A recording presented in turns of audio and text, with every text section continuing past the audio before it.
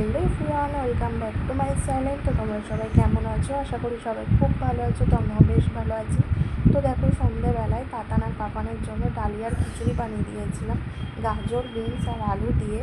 আর অন্য সময় অনেক রকম সবজি দিয়ে বানাই, কিন্তু আজকে তেমন কিছু সবজি ঘরে ছিল না, তাই জন্য শুধু গাজর, বিনস আর আলু দিয়ে বানিয়ে দিয়েছি। অন্য সময় পটল, কুমড়ো সব কিছু দিয়ে বানাই, বেশ খেতে ভালো লাগে। আর তাতানার পাপানও খেতে পছন্দ করে। তারপরে দেখো, রেডি হয়ে একটু গেছিলাম রাহুলের সঙ্গে দোকানে। তারপরে বাড়ি এসে রাহুল মোমো অর্ডার দিয়েছিল, ওয়াও মোমো। তো জোম্যাটো থেকে অর্ডার দিয়েছিলো, তো সেটাই এলো, সেটাই আমরা টিফিনে খেলাম। তো খেয়ে দিয়ে তারপরে দেখো, এদিকে চিকেন আনতে গেছিলাম দোকানে। তো চিকেন নিয়ে চলে এসেছি। আর তাতানার পাপানের জন্য এই চকলেট কেকটা নিয়েছি। তাতানার পাপান চকলেট কেক খেতে পছন্দ করে, তাই জন্য তাতানার পাপানের জন্য চকলেট কেক নিয়েছি। আর আমার জন্য কাজু বিস্কুটটা নিয়েছি।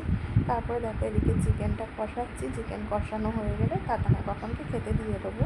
তো তাতানার পাপানের জন্য ঝাল ছাড়া চিকেন তুলে রেখেছি, তো রেখে সেটাই দেবো।